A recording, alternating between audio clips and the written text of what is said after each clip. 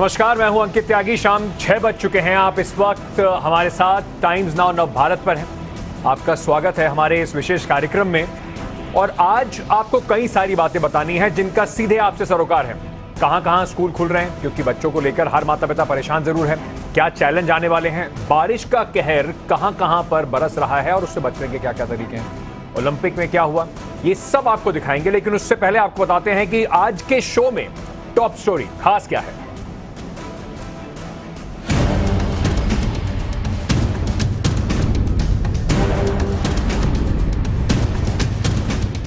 इसमें यह सिर्फ बताया गया है कि जो असामाजिक तत्व हैं वो सौहार्द बिगाड़ने का कार्य कर सकते हैं, उन पर कड़ी नज़र रखी जाए और उनके विरुद्ध कड़ी कार्रवाई की जाए। और इस तरह के आदेश प्रत्येक त्यौहार के पहले जारी किए जाते हैं।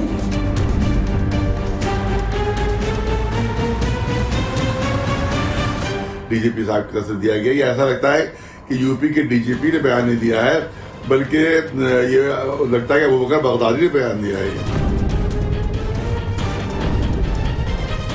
फरमान होता था और लोगों के सर काटने वाले होते थे, अन्याय वाले होते थे, अत्याचार वाले होते थे। और बगदादी जो मानवता को शर्मसार करने वाले फरमान जारी करता था, उससे उसकी तुलना बिल्कुल निंदनीय है। कोरोना अभी खत्म नहीं हुआ है।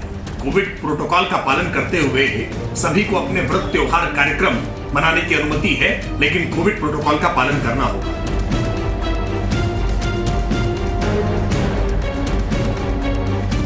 मेरा सरकार से अनुरोध है कि सरकार जब भी कोई समाज के लिए गाइडलाइन जारी करे तो संवैधानिक भाषाओं का इस्तेमाल करे, क्योंकि संस्कृति संस्कार पे कोई चोट नहीं पहुंचनी चाहिए, क्योंकि यही हमारे देश की और समाज की पहचान है।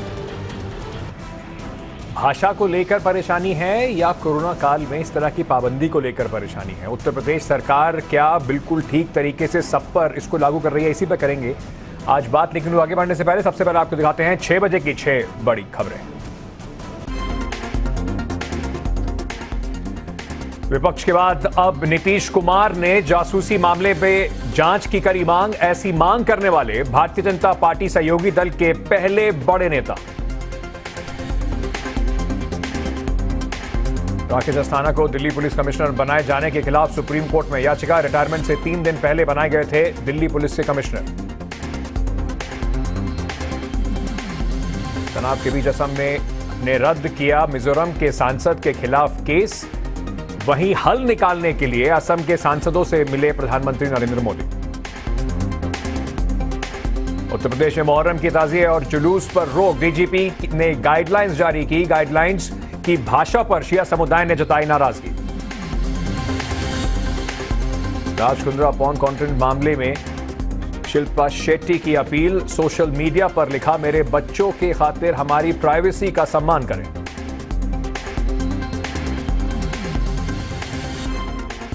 और ओलंपिक में भारतीय महिला हॉकी टीम ने रचा इतिहास। ऑस्ट्रेलिया को हराकर पहली बार सेमीफाइनल में पहुंची महिला हॉकी टीम।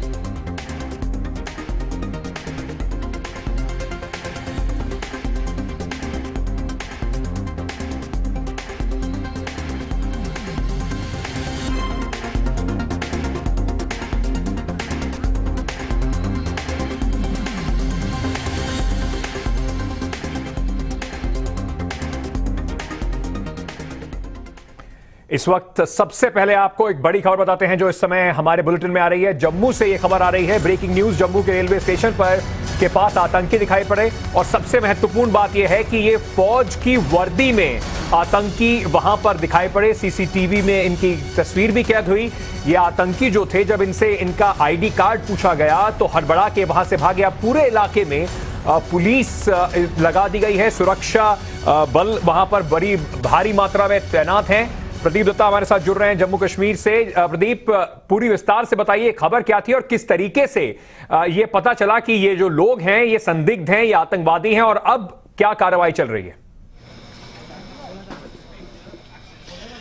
देखिए, इस समय मैं रेलवे स्टेशन के उस मार्केट हूँ। ये काफी हाई सिक्योर जोन माना जाता है और यहाँ कुछ देर पहले दो संदिग्ध आतंकवादी देखे गए और आपने बिल्कुल सही कहा, सीसीटीवी कैमरा में उनकी तस्वीर कैप्चर हो चुकी है। और मैं उस दुकान के सामने हूँ जहाँ पे वो बाल कटाने के लिए आए हुए थे। यहाँ पे वो बाल कटाने के लिए बैठे हुए थे और दूसरा शख्स वो भी आर्मी में से था और वो अपने बाल कटा रहा था। लेकिन उस आर्मी वाले को शक हुआ उनकी वर्दी देखकर और उसने उनसे सवाल किया। उसने कहा, आप किस यूनिट से हैं? जब वो जवाब देने में नाकामयाब हुए तो उसने कहा, आप मुझे अपना आई कार्ड दिखा सकते हैं? आई कार्ड दिखाने पर उन्होंने कहा कि हमारा जो आई कार्ड है वो इस समय बैग में पड़ा हुआ। तो उसने कहा, बैग से आई कार्ड निकाल के लाइए और हमें दिखाइए।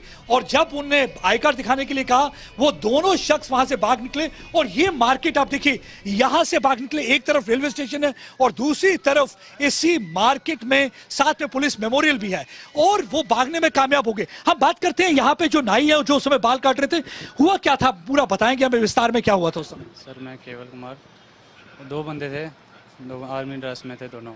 वो आए, बोलते भैया कितना टाइम लगेगा? मैंने बोला 10 मिनट लगेंगे। बैठ गए वो दोनों, एक ही कटिंग हो रही थी। मैंने 10 मिनट बैठ गए, आपस में बातें कर रहे थे। ये पता नहीं बात क्या चल रही थी। तो जब उनकी कटिंग होगी, उन्होंने पूछा आर्मी वालों ने कि कौन सी यूनिट है आपकी? तो बोला कौन सी यूनिट है आपकी? तो वो एक दूसरे को देख रहे थे। मैंने बोला आई कार्ड दिखाओ फिर। ठीक है, तो मैंने बोला आई कार्ड दिखाओ। बाहर निकले गए तो एक को पकड़ लिया। तो बोलता आई कार्ड हमारा बैग में पड़ा हुआ है। तो बोला एक बंदा जाओ तो आई कार्ड लेके आओ। ठीक है, उसने फिर धक्का दिया, दोनों फरार। एक तो आगे बाहर निकल गया था, दूसरे को पकड़ के रखा था। उसने धक्का दिया तो फरार हो गए दोनों। वो बहुत तेजी से दोनों संदिग्ध आतंकवादी फरार हो चुके हैं। तब से पुलिस ने सर्च अभियान जारी कर दिया। जगह जगह पर नाके लगा दिए गए और मैसेज फ्लैश कर दिया गया कि कोई भी आपको वर्दी वाला आदमी दिखे और उससे पूछताछ की जाए, क्योंकि पहले भी कई ऐसी वारदातें हो चुकी है जहां पे फौजी वर्दी पहनकर आतंकवादियों ने हमले किए हैं। यही एक वजह है कि आज इसको संजीदगी से लिया जा रहा है, कोई भी इसको लाइटली नहीं ले रहा है। और यही वजह कि जगह जगह पे सर्च अभियान जारी है, नाके लगा दिए गए और लोगों से भी कहा है कि वो आप अलर्ट रहिए, क्योंकि ऑलरेडी 2-3 चीजें होने वाली है। क्योंकि 15 अगस्त राउंड द कॉर्नर है और साथ ही में 2 साल हो जाएंगे आर्टिकल 370 को स्क्रैप किए हुए। ऑलरेडी इनपुट्स आ रहे हैं कि इनपुट्स के में ये आ रहा है कि आतंकवादियों की पूरी कोशिश है कि एक बड़ा कोई कारनामा अंजाम दिया जाए। उस कारनामा को अंजाम देने के लिए काफी कोशिशें जारी हैं। इसी वजह से आज जब से उन्हें यह पता चला है तो सुरक्षा कर्मी जगह जगह पर तैनात हैं और सर्च अभियान जारी है। मैं आपको बताता हूं अंकित, ये जो जगह है ये रेलवे स्टेशन का मार्केट है, काफी हाई सिक्योर जोन है। एक तरफ रेलवे स्टेशन है, दूसरी तरफ पुलिस मेमोरियल है और अगर थोड़ा सा आगे चले जाते हैं तो आर्मी का मेमोरियल भी है। तो ये काफी सेंट्रली लोकेटेड प्लेस है और साथ में ही बहुत सारे अफसरानों के क्वार्टर भी हैं। तो इसलिए ये चांस नहीं लेना चाहता कोई भी, इसे बहुत ही सीरियसली लिया जा रहा है और इस समय ऑपरेशन जारी है उनको पकड़ने के लिए। बहुत ही महत्वपूर्ण खबर आ रही है इस समय जम्मू कश्मीर से। जो रेलवे स्टेशन है उसके पास जिस तरीके से आतंकवादी देखे गए, प्रदीप दत्ता हमें जानकारी देते हुए कि ऑपरेशन इस समय चल रहे हैं। बहुत बहुत शुक्रिया प्रदीप आपका हमसे जुड़ने के लिए। चलिए अब आपको ले चलते हैं अपनी बड़ी खबर पर। उत्तर प्रदेश में पुलिस की तरफ से मुहर्रम के ताजिए पर रोक लगा दी गई, लेकिन यहां अब इस पर लगी रोक के लिए जारी सर्कुलर की भाषा को लेकर जबरदस्त सियासत चल रही है। शरिया धर्म गुरुओं ने सर्कुलर की जो भाषा है उस पर कई सवाल खड़े कर दिए। इसके अलावा इस सर्कुलर को लेकर और भी कई सवाल उठाए जा रहे हैं, जैसे कि आखिर क्यों मुहर्रम में होने वाले ताजिए को रोका जा रहा है। अब कोरोना काल है, सरकार कह रही है कि कोरोना संक्रमण फैलने से रोकने के लिए इस तरह की पाबंदियां लगाई जा रही हैं, लेकिन सियासत करने वाले जो नेता हैं उन्हें ना तो कोरोना की फिक्र है ना आपकी जान की फिक्र। कोरोना जैसे मुद्दे पर भी वोटों की राजनीति जो है वो लगातार चले ही जा रही है। सबसे पहले आपको सुनाते हैं कि इस पर जो धर्मगुरु हैं वो क्या कह रहे हैं। इसमें मुहर्रम जो हमारा पाक व मुकद्दस जो महीना है और जिसमें इंतहाई मुकद्दस और पाकीज़ा प्रोग्राम होते हैं, इंतहाई पुरअमन प्रोग्राम होते हैं, उसके लिए बहुत ही गलत लफ्ज़ें इस्तेमाल की गई हैं इसमें और उसको बहुत ज्यादा उसका इमेज खराब करने की कोशिश की गई है और इससे बहुत बड़ा भ्रम पैदा हो जाएगा और जो है इमेज जो है वो मुहर्रम के प्रोग्राम जो है वो खराब होगी और इससे शिया सुन्नी पूरे यूपी में शिया सुन्नी तनाव पैदा हो गया है। इसकी वजह से डीजीपी साहब की वजह के बयान की वजह से पूरे यूपी में शिया सुन्नी तनाव पैदा हो गया है और अगर यहाँ पर कोई भी गड़बड़ होती मुहर्रम के जमाने में तो उसकी पूरी जिम्मेदारी डीजीपी साहब के बयान की होगी। कोविड-19 के प्रोटोकॉल के तहत सभी पर लागू किया जा रहा है। पिछले दिनों आप ये देखिए कि कावड़ पे कैसे किस प्रकार से पूरी तरह रोक लगाई गई, जो एक हज़ारों सालों की एक हमारी प्राचीन परंपरा है। हमने तो नहीं कहा सरकार को एक बगदादी फरमान है। अब आप अमरनाथ यात्रा पे रोक गई, पूरे देश में रामलीला का मंचन होता है उस पर रोक लग गया है। आप नवरात्रि में जो जागरण होता है उस पर पूरी तरह हो गया है। दशहरा के दिन आप देखिए कि रावण का कैसे जलाया जाता, तो पूरी तरह उस मेले का पूरी तरह रोक दिया गया है। कुंभ को यहाँ तक कि बीच में ही रोक दिया गया, और तमाम कैलाश मानसरोवर यात्रा रुक गई। तमाम जितने भी हिंदू सनातन धर्म के त्यौहार कोविड-19 के पालन करते हुए सरकार ने रोक दिया। हमने तो सरकार को नहीं कहा बगदादी। तो ये इस तरह के बयान देना बहुत गलत बात है। पर आप सोच रहे होंगे कि इस पे जो सियासत है, जो धार्मिक उन्माद भड़काने की कोशिश है, मुहर्रम का ताज़िया और पुलिस के सर्कुलर का जो जिस तरह की भाषा जो इस्तेमाल करी गई है, पर इस खबर से आपका क्या लेना देना है? आपकी जिंदगी पे इसका क्या असर पड़ रहा है? मैं बताता हूं आपकी जिंदगी पे इसका क्या असर पड़ रहा है। कहने को तो ये सिर्फ खबर पूरी तरह से राजनीति से प्रेरित है, जुड़ी हुई है कि भाई जो जिस तरीके से अब भारतीय जनता पार्टी और समाजवादी पार्टी और बाकी ऑपोजिशन पार्टीज एक दूसरे के आमने सामने खड़ी हैं, लेकिन इस खबर का हम सब पर बड़े सीधे तौर पर असर जरूर होता है। जब हम हाल ही में केरल में ईद के बाद के बढ़े हुए कोरोना केस के नंबर देखते हैं, तो एक बात बिल्कुल साफ हो जाती है कि इस तरह के धार्मिक आयोजन के बाद कोरोना जो है, जिसका खतरा अभी तक टला नहीं है। आप देखिए 21 जुलाई को देश भर में ईद मनाई गई। केरल सरकार ने इस ईद को मनाने के लिए लोगों को कोविड नियमों का अनदेखा करा, ढील दी गई। इसमें सुप्रीम कोर्ट ने उनके ऊपर बड़ी तल्ख टिप्पणी करी, लेकिन उसके बाद भी बाजारों में जमकर भीड़ दिखाई पड़ी। और इस ईद के बाद जो ढील दी गई, उसके बाद 25 जुलाई को केरल में जो केस थे वो 17,467 कोरोना के नए केस पाए गए। यानी कि 26 जुलाई को जो केस थे उसमें जो थोड़ी कमी आई, 27 जुलाई से जो आंकड़ा था वो बढ़कर 22,129 तक पहुंच गया। यानी कि अगर केरल की सिर्फ मैं बात करूं तो 27 जुलाई को देश भर में कोरोना के 42,000 केस थे, उसमें से आधे से ज्यादा केस केरल से थे। उसी तरीके से जो अगर आप ये सोचें कि उत्तर प्रदेश सरकार या कोई भी सरकार हो, क्या वो इस समय जब देश में पूरी तरह से कोरोना खत्म हुआ नहीं है, ऐसा जोखिम उठा सकती है? अगर उत्तर प्रदेश सरकार केरल की तरह ताजिए के जुलूस को निकालने की अनुमति दे देती है, तो क्या उत्तर प्रदेश में कोरोना का संक्रमण का जो ग्राफ है वो तेजी से बढ़ेगा? नहीं। उत्तर प्रदेश में फिलहाल जो कोरोना के जो केस हैं वो काफी कम है। आपको जो ग्राफिक दिखाई पड़ रहे हैं वो आपको केरल के केस के बारे में बताएंगे। वहीं एक बात और भी है, जैसे कि हमने उत्तराखंड में भी देखा, कुंभ के बाद केस तेजी से फैले। तो ये किसी धर्म विशेष की बात नहीं है, पर किसी भी धार्मिक संगठन या संस्थान इस तरह से जो लोगों को इकट्ठा करने का हो, वहां पर किस तरीके से खतरा हो सकता है, उस सबको देखने की बात है। सवाल यह भी उठता है कि उत्तर प्रदेश में जो धार्मिक आयोजन है, क्या उसमें सेलेक्टिव नीति अप्लाई जा रही है? क्योंकि ये जो विजुअल आप देख रहे हैं इस समय, आप जो विजुअल अपने देख रहे हैं वो हाल ही के विजुअल हैं, ये बनारस के विजुअल हैं। क्योंकि यहां पर भी अगर कोरोना प्रोटोकॉल की बात करें तो उसकी पूरी तरह से धज्जियां उड़ाई जा रही हैं। तो इस खबर पर इसीलिए जरूरी है कि मैं और आप बात करें, क्योंकि हमारी जिंदगी इसको बिल्कुल दांव पर लगी हुई है। मेरे साथ इस वक्त कलवे जवाद साहब जुड़ रहे हैं, शिया धार्मिक गुरु हैं, धर्म गुरु हैं, बहुत बड़ी शख्सियत हैं। कलवे जवाद साहब, बहुत बहुत शुक्रिया आपका टाइम्स ऑन भारत पे हमसे जुड़ने के लिए। सबसे पहले मैं आपसे समझना चाहता हूं, परेशानी किस बात से है? जो सर्कुलर आया है उसकी भाषा से, या सरकार ने जो मुहर्रम ताजिए पर जो रोक लगा दी है उससे आपको परेशानी है? देखिए, बहुत बड़ा ये भ्रम बात बहुत से चैनल फैला रहे हैं और ये झूठ बोल रहे हैं कि साहब हम लोग गाइडलाइन के खिलाफ हैं। बिल्कुल झूठ है ये। हमसे ज्यादा गाइडलाइन की पाबंदी किसी ने नहीं की है और न कर रहा है अभी तक। हमने ईद की नमाज मस्जिद में नहीं पढ़ी, बल्कि घर पे अंदर पढ़ी। इसी तरह से मुहर्रम पिछले साल जो हुआ तो 5-5 आदमियों में मुहर्रम की, जहाँ 1-1 लाख 2-2 लाख का होता था, और सिर्फ 5 आदमियों में हमने मस्जिद की। हमें गाइडलाइन पर कोई इतराज नहीं है। बिल्कुल झूठ बोला जा रहा है और भ्रम फैलाया जा रहा है, हमें हिंदू भाइयों में भ्रम फैलाया जा रहा है। तो कोई ना हमने डिमांड रखी है, जुलूस की डिमांड रखी है, ना मस्जिद की डिमांड रखी है।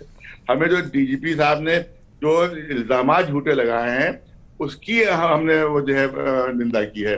उन्होंने कहा कि हमारे शिया जुलूसों में तबर्रा पढ़ा जाता है और सुन्नियों को दिलादारी की जाती है। सब ये नहीं इसमें लिखा हुआ है। इसमें लिखा हुआ है कि पतंगों पर तबर्रा, यानी जो मुसलमान ऐसे सुन्नत के जो खुलफा हैं, खलीफा हजरात हैं, उनके खिलाफ लिखा जाता है, फेंका जाता है उसको, और तरह के जानवरों पर लिखा जाता है, ये सब झूठ है।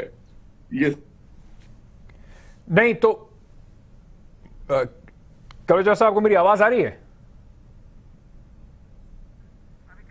मुझे लगता है कि उनसे कनेक्शन टूट गया, क्योंकि ये बहुत जरूरी था मुझे समझना कि आपत्ति किस बात से है। अनिला सिंह जी भी हमारे साथ जुड़ रही हैं, भारतीय जनता पार्टी की स्पोक्स पर्सन है। साथ ही साथ हमारे साथ राजवीर भाटी साहब जुड़ रहे हैं, समाजवादी पार्टी से आते हैं। समाजवादी पार्टी इसका काफी विरोध कर रही है। अनिला सिंह जी, सबसे पहले मैं समझना चाहता हूं आपसे, ये जो बैन, ये जो सर्कुलर आपका निकला है, अच्छी बात है, सरकार, उत्तर प्रदेश की सरकार अब जाग रही है, उनको लगता है कि कोरोना फैलने से रोकने के लिए इन सब चीजों के बैन करना बहुत जरूरी है। पर क्या ये थोड़ा सा सेलेक्टिव टारगेटिंग वाली जो बात है, क्योंकि आपने इससे पहले जब तक सुप्रीम कोर्ट का डंडा नहीं चला तब तक आप चाह रहे थे कि कोरोना प्रोटोकॉल के साथ जो कांवड़ यात्रा है उसको निकालने की इजाजत दे दी जाए, और इस पर आप सीधे सीधे कह रहे हैं कि बैन लगा दीजिए, कोई आने की जरूरत नहीं है। देखिए, सेलेक्टिव सुप्रीम कोर्ट ने कह दिया कि कांवड़ यात्रा नहीं निकल सकती है, तो कोई भी यात्रा नहीं निकल सकती है ना, चाहे वो हिंदुओं का कोई त्योहार हो या किसी और धर्म का कोई त्योहार हो। यहाँ पर देखिए, मुसलमान की कोई बात नहीं है। जब सुप्रीम कोर्ट ने कह दिया कोरोना को देखते हुए इस प्रकार के कोई भी यात्राएं ना हो या कांग्रेस लोग बहुत ज्यादा में इकट्ठे ना हो, तो ठीक है, हम तो जी यहाँ पर उनको कि भी अनिला जी, आपकी जो ऑडियो है वो थोड़ा कट कट के आ रहा है, कोशिश करते हैं उसको सुधारने की। और कलवे जवाद साहब हमारे साथ फिर जुड़ गए हैं, तो मैं एक बार उनसे पहले पूछ लेता हूं। आप जैसे बता रहे थे कि जो भाषा है सर्कुलर की, उसको लेकर आपको आपत्ति है। उत्तर प्रदेश सरकार ने और जो डीजीपी साहब हैं उन्होंने बिल्कुल सीधा सीधा कह दिया है कि देखिए ये फैसला तो वापस होने वाला है नहीं। अब वो कह रहे हैं कि इस तरीके के पहले प्रकरण देखे गए हैं, इस वजह से चेताया गया है अपने अधिकारियों को कि ऐसी चीजें होती रहती हैं, उनका आप ध्यान रखिएगा। नहीं, ऐसा कभी नहीं हुआ है सब। यही तो आप कह रहे हैं झूठ है ये सब। आप कोई एक मिसाल पेश कर दें कि कब तबर्रा पढ़ा गया और शियों की तरफ से, एक मिसाल पेश कर दें, गाय काटी गई हो तो जुलूस में, ये देखिए, इसका मतलब हिंदू भाइयों को भड़काया जा रहा है। कब गाय काटी गई हमारे जुलूस में? कोई मिसाल उसकी दे, कोई FIR हुई उसकी, कोई शिकायत हुई तो इसका कोई सबूत? कहा गया जॉन सोशल होता है जुलूसों में।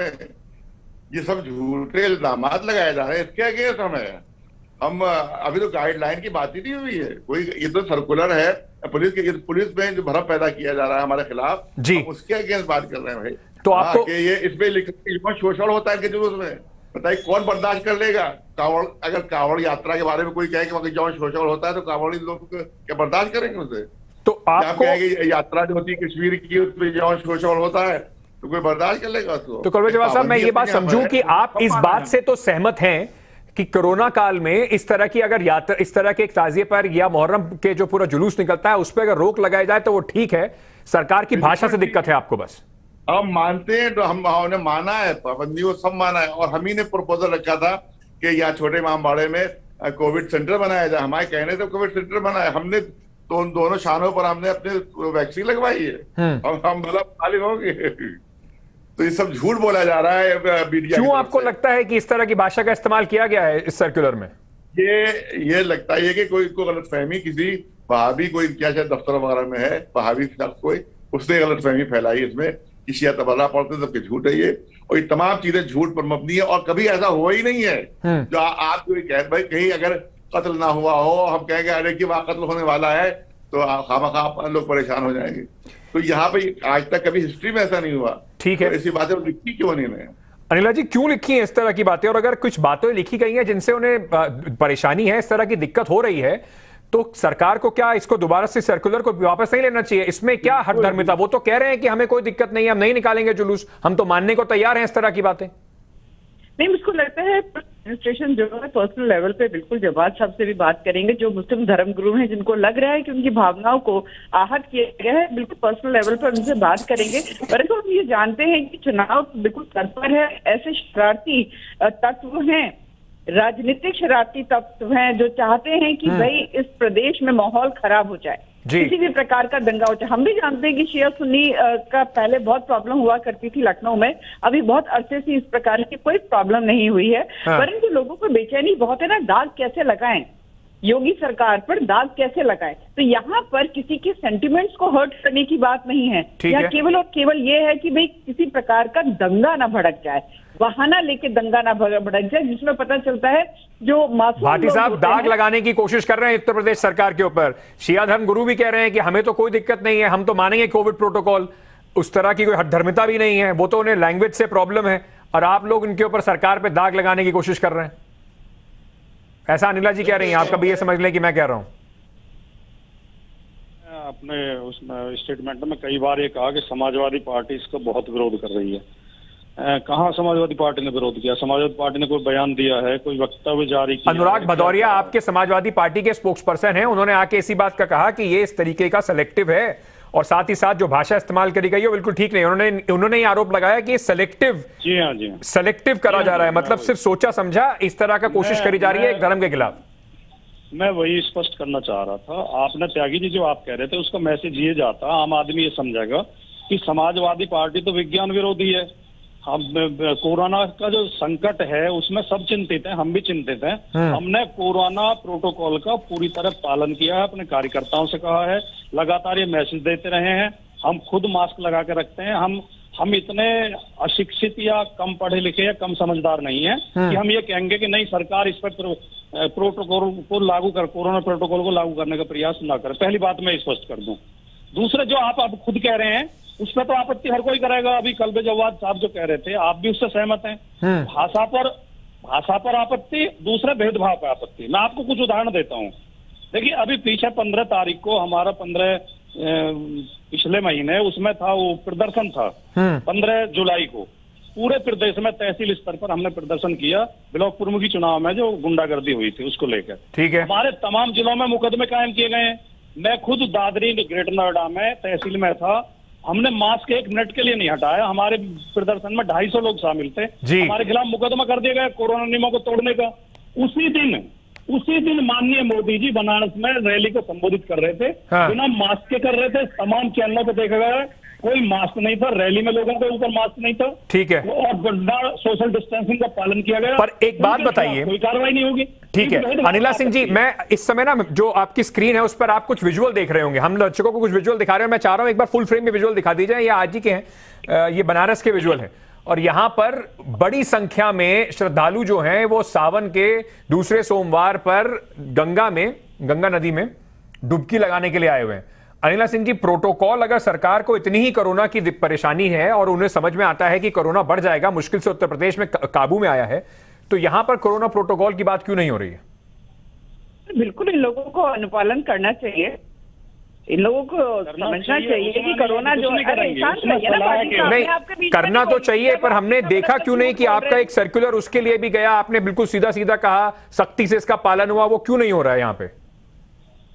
नहीं जी, मैं बिल्कुल कह रही हूँ कि यहाँ पर लोगों को कोरोना प्रोटोकॉल को बिल्कुल मानना चाहिए, इसमें कोई दो राय नहीं है। और सरकार जो है अपनी तरफ से पूरी कोशिश भी करती है। यहाँ पर भी रिक्वेस्ट ही करी है कि भाई कोरोना को ध्यान में रखते हुए, कोरोना प्रोटोकॉल को ध्यान में रखते हुए, जैसे कि मैंने कांवड़ यात्रा भी रोक दी ना, प्रकार कांवड़ यात्रा तो मैडम देखिए सुप्रीम कोर्ट के दबाव में रोकी आपने, आपकी तो इच्छा थी नहीं कांवड़ यात्रा रोकने की, या शायद उसी से आपकी राजनीति चल जाती ये मैसेज देने से कि हमने कोशिश करी, सुप्रीम कोर्ट ने रोक दिया।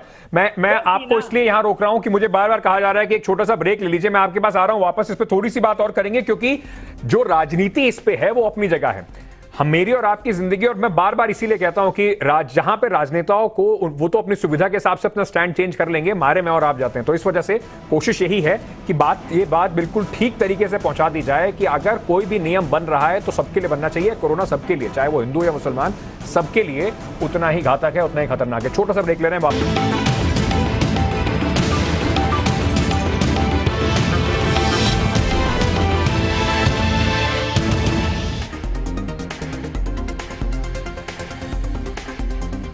प्रधानमंत्री नरेंद्र मोदी ने डिजिटल पेमेंट सॉल्यूशन ई रूपी को लॉन्च किया। साथ ही प्रधानमंत्री मोदी ने कहा ई रूपी से भ्रष्टाचार कम होगा।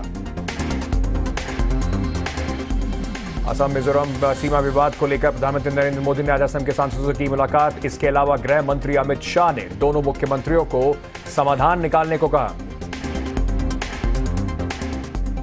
232 दिनों के बाद उमर अब्दुल्ला का पहला इंटरव्यू, पत्थरबाजों 370 और पाकिस्तान से बातचीत पर उमर ने नाविका कुमार से के तीखे सवालों पर दिए अपने जवाब। रात 10 बजे देखिए पूरा interview times now of Bharat पर।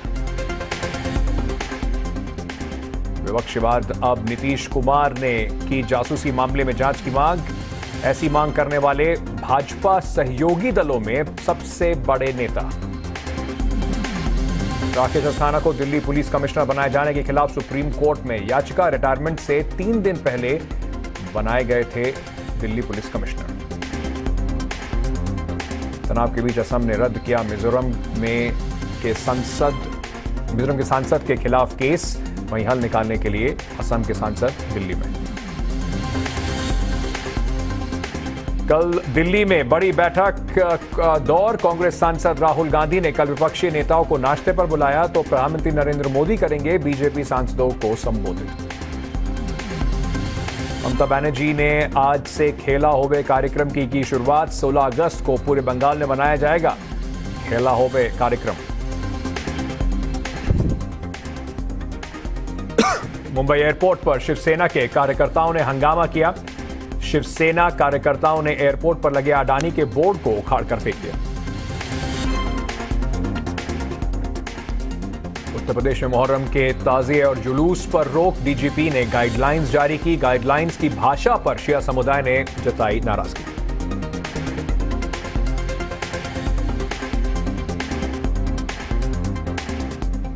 In association with Sunflame Home Appliances designed for perfection, Sunflame the clear choice. In association with Germ Off Surface Cleaner, germs off, fragrance on. ऐसा जो रोक लगाई जा रही है उत्तर प्रदेश में, ऐसा सिर्फ उत्तर प्रदेश में नहीं हुआ, उत्तराखंड में भी कुंभ जैसे बड़े आयोजन पर भी रोक लगी थी, लेकिन उससे पहले कोरोना का विस्फोट कुंभ के कारण जरूर हो गया था। अनिला सिंह और राजकुमार भाटी जी हमारे साथ जुड़े हुए और इस पूरी खबर को थोड़ा समझने के लिए, क्योंकि जरूरी ये है कि अनिला जी, आप पे आने से पहले एक बार राजकुमार भाटी जी से एक सवाल मैं जरूर पूछना चाहूंगा कि जिस तरीके से अब एक पूरी सियासत चल रही है, जैसे कि केरला में ईद के बाद हमने देखा कि किस तरह से कोरोना विस्फोट हुआ, अब वहां पर भी चेताया जा रहा है, तो उत्तर प्रदेश की सरकार जिस तरीके से इसको रोकना चाहती है उसमें कोई सेलेक्टिव पॉलिटिक्स भी दिखाई पड़ रही है क्या आपको? क्योंकि राजनीतिकरण हर चीज का बहुत जल्दी हो जाता है, यूपी में चुनाव आने वाले हैं ना। 100% सेलेक्टिव पॉलिटिक्स है। देखिए, उत्तर प्रदेश सरकार हो या केंद्र सरकार हो, भारतीय जनता पार्टी की सरकारों की चिंता कोरोना नहीं है। इनकी चिंता विपक्षियों को निपटाना है, सांप्रदायिक तनाव पैदा करना है। अब आपके डिबेट में अब तक ये स्पष्ट हो गया, जो कल्बे जवाद साहब बोले और मैंने भी कहा अपनी बात, कि रोक पर आपत्ति नहीं है, कोरोना नियमों का पालन सख्ती से कराया जाए, हम इससे सहमत हैं। आपत्ति एक तो भाषा पर है, जो सर्कुलर की भाषा है, और दूसरे जो भेदभाव है। आपने ठीक कहा, आपने भी ये बात कही कि योगी सरकार कांवड़ यात्रा को रोकना नहीं चाहती थी, अंतिम आखिर समय तक प्रयास करते रहे, वो तो सुप्रीम कोर्ट हाई कोर्ट के आदेश के बाद रोकनी पड़ी। मैंने अभी एक उदाहरण दिया, उसका जो है मोदी जी रैली कर रहे थे। मैं दूसरा उदाहरण आपको बताता हूँ। हमने समाजवादी पार्टी ने माननीय अखिलेश यादव जी की मीटिंग कराने के लिए उन्नाव के लिए समय मांगा, परमिशन मांगी उत्तर प्रदेश सरकार से, तो कोरोना का हवाला देते हुए हमारी परमिशन कैंसिल कर दी कि नहीं दी जा सकती। और कल अमित शाह मिर्जापुर में मीटिंग करके गए हैं। ये भेदभाव क्यों? क्या आप कोरोना का बहाना बनाकर विपक्ष की राजनीतिक गतिविधियों पर अंकुश लगाना चाहते हैं? और क्या उत्तर प्रदेश के शांति व्यवस्था भंग करना चाहते हैं? आप तो विपक्ष जो राजनीतिक पार्टी और रैली है, भाटी जो रैली है उस पर आप आपत्ति उठाएं, समझ में आता है, पर जो धार्मिक जो इस तरह के जो भी कार्यक्रम हो रहे हैं, अब सरकार क्यों कर रही है उस पर भी अगर आप सवाल उठाएंगे तो फिर कैसे समझ में आएगा? कम से कम कोरोना काल में जो इस तरह के कोई भी धार्मिक कार्यक्रम हो उस पर रोक लगने के लिए तो सभी दलों को इकट्ठा होकर बात बोलनी चाहिए ना। लोगों की जिंदगी ज्यादा जरूरी है। जी, मैंने वही बात कही। और मैं एक बात, आप ये सर्कुलर पढ़ेंगे, आपने जरूर पढ़ा होगा, सर्कुलर पढ़ लिया, उसकी भाषा पे अनिला सिंह जी भी कह रही हैं कि वो समझ रही हैं इस बात को। मैं आपसे पूछ रहा हूं, सेलेक्टिव राजनीति इसमें क्यों दिखाई पड़ रही है आपको? सिया सुन्नी में मतभेद पैदा करने की कोशिश की है। हमारे डीजीपी, मुझे तो लगता है या तो जानबूझ के शरारत कर रहे हैं, ऐसा तो नहीं कह सकते, उन्हें ज्ञान नहीं है। परीक्षा पास करके आए, यूपीएससी की परीक्षा पास करके आए, पढ़ा होगा, भारतीय संस्कृति, हिंदू संस्कृति, मुस्लिम संस्कृति, ठीक है, ये मुहर्रम त्योहार नहीं होता, इसमें खुशियां नहीं मनाई जाती। अनिला जी, ये कम मनाते शिया हैं। सुन्नी में मतलब पहले आपको कह रहे थे कि आप पे आरोप लगाती थी ऑपोजिशन की हिंदू मुसलमान में आप दीवार डालने की कोशिश कर रही हैं, अब आप शिया सुन्नी विवाद भी करने की कोशिश कर रही हैं। करते हैं तो नहीं, देखिए अंकित जी, मैं बताती हूँ। अब भाटी साहब, आपने भतेरा बोल लिया, मैं चुपचाप बैठी रही, ठीक है ना। अरे आप मेरे बोलने से क्यों नाराज हैं अनिला जी? नहीं, मैंने आपको टोका, क्या आप क्यों बोल रही हैं? चलिए एक एक करके हम लोग इसको भी कुछ सभ्यता से करें, ज्यादा ठीक रहेगा, आपकी बात भी लोगों तक पहुंच पाएगी। अनिल जी बोलिए। ऐसा है कि भाटी साहब ने कहा कि मुकुल गोयल जी जो हैं पढ़े लिखे हैं, आईपीएस अधिकारी हैं, अलग अलग संस्कृतियों के विषय में बिल्कुल जानकारी रखते हैं। हाँ, बिल्कुल पढ़े लिखे हैं। पढ़े लिखे तो आपके अध्यक्ष जी भी हैं जो ये कह रहे थे कि भारतीय जनता पार्टी की वैक्सीन मत लगवाओ। हाँ, देखिए अब आप विषय से भटक रही हैं, आप विषय अनिला जी भटक जाएंगे हम, चाहे तो उसी पर डिबेट कर भटक जाएंगे हम अनिला जी, आने दीजिए, भटक जाएंगे। अनिला जी, मैं तो पूछ रहा हूं कि सर्कुलर पर कुछ कार्रवाई होनी चाहिए क्या, या सरकार जो ये आरोप लगा रहे हैं कि विभाजन की राजनीति चल रही है, शिया सुन्नी को में विवाद फैलाने की राजनीति चल रही है। कावड़ यात्रा और जुलूस पे बोला गया कि जुलूस मत निकालो, उस पर पाबंदी लगा रहे हैं। नीला सिंह पे क्यों पाबंदी लगा रहे हैं? अब बोलने तो दीजिए, यहाँ पे मेरे मुंह पे कर्फ्यू क्यों लगा रहे हैं? देखिए, ऐसा है कि लखनऊ का इतिहास रहा है कि यहाँ पे शिया सुन्नी का प्रॉब्लम हो जाती है। पहले जो है बेहद दंगे हुआ करते थे, हर साल दंगा हुआ करता था, ठीक है। मैं ये नहीं कह रही हूँ कि अब वो माहौल है, ये माहौल बहुत सुधरा है जब से भारतीय जनता पार्टी की सरकार यहाँ पर आई है। परंतु यहाँ पर समाजवादी पार्टी जैसे जो राजनीतिक दल है, जो थ्राइव करते हैं, पलते हैं कम्युनल टेंशन, हिंदू मुस्लिम करके, अरे हिंदू हमें तो वोट दे ही दो, मुसलमानों तुम भी वोट दे दो। अनिला जी, भारतीय जनता पार्टी का फोबिया अनिला जी करते हैं और ये ऐसे ही करते हैं। पर एक बात समझ में नहीं आई अनिला जी, अगर आप कह रही हैं कि स्थिति सुधरी है और अब इतना तनाव नहीं है, तो क्या इस तरह की भाषा इस्तेमाल करके तनाव को फिर बढ़ाने की कोशिश हो रही है? मैं यही बात घूम फिर के आ रहा हूं कि अगर सब कुछ ठीक चल रहा है तो कम से कम जो उत्तर प्रदेश की पुलिस है उसको लिखने से पहले कुछ तो सोचना चाहिए था ना। देखिए, तनाव बिल्कुल नहीं बढ़ेगा अगर जो मुस्लिम धर्मगुरु हैं उनकी भावनाएं आहत हुई हैं। पर्सनल लेवल पे मुझे पूरा विश्वास है कि जो सीनियर ऑफिसर्स हैं बिल्कुल उनसे बात करेंगे जी। मुझे 100% विश्वास है इस चीज का, क्योंकि कोई इल फीलिंग को लेके, कोई गलत भावनाओं को लेके ये सर्कुलर नहीं निकाला गया। 4.5 साल हो गए योगी जी को उत्तर प्रदेश में मुख्यमंत्री के रूप में। आप ये बता दीजिए कौन सी कहाँ पे जाति करी? हाँ, जो बदमाश है उनको नहीं छोड़ा जाता। और ये बहुत सारे राजनीतिक दल बदमाशी करने के लिए बिल्कुल मौका ढूंढ रहे हैं, ताक में बैठे हुए हैं। चलिए, मैं भाटी जी आपको 30 सेकंड देता हूं क्योंकि मुझे ये बात का डिबेट को खत्म करना है, क्योंकि कुल मिला के इस डिबेट में कम से कम मुझे ये ऐसी डिबेट बहुत बढ़िया लगती है जिसमें हम कम से कम एक किसी नतीजे पे पहुंच जाएं। इस नतीजे पे तो पहुंच गए कि अनिला सिंह जी ने कहा है कि इस भाषा को लेकर अगर कोई आपत्ति है इस पर बात जरूर होगी, और ये बात भी बिल्कुल स्पष्ट है कि किसी को भी इस ताजिए और इस जुलूस पे पाबंदी लगाने में दिक्कत नहीं है। भाषा की दिक्कत है, उसका उत्तर प्रदेश सरकार कुछ ना कुछ जरूर करेगी। भाटी जी, उसमें अब आपका रोल कंस्ट्रक्टिव रहेगा या फिर आप जैसे अनिला सिंह जी कह रही है कि मौका ढूंढ रहे हैं, ताक में बैठे? 100% कंस्ट्रक्टिव रहेगा और रहा है, हमेशा सकारात्मक रहा। और मैं आपको एक सुझाव वो भी देना चाहता हूँ, इसका सॉल्यूशन भी। सरकार एक आम गाइडलाइन जारी कर दे कि किसी भी कार्यक्रम में हिंदू का हो, मुसलमान का हो, बीजेपी का हो, सपा का हो, इससे ज्यादा लोग इकट्ठे नहीं होंगे, इन नियमों का पालन किया जाएगा। ये नियम ये मौका देख के क्यों करते हैं, मतलब अलग अलग क्यों करते हैं? बिल्कुल सही बात है। समाजवादी पार्टी कार्यक्रम है तो रोक लगा दी जाएगी, बीजेपी का कार्यक्रम है तो होने दिया जाएगा। बिल्कुल सही बात है, एक जेनेरिक गाइडलाइन बिल्कुल जारी कर दीजिए तो आपका भी छुटकारा पड़ जाएगा। हम लोग बार बार सवाल नहीं पूछेंगे इस सेलेक्टिव राजनीति के, क्योंकि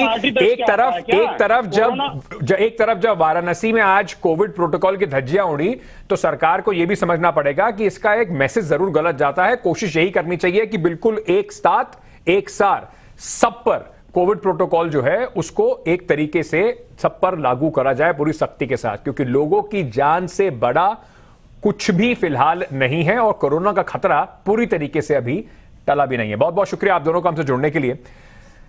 आज आपको और जो खबरें जिससे आपका बिल्कुल सीधा सरोकार है उन खबरों के बारे में भी कुछ बता देते हैं। जैसे कि हर माँ बाप पिछले कई दिनों से, जब से कोरोना आया है, एक तो बच्चे बेचारे घर में बैठे बैठे परेशान हो गए और उसके बाद 10वीं 12वीं के बोर्ड को लेकर बार बार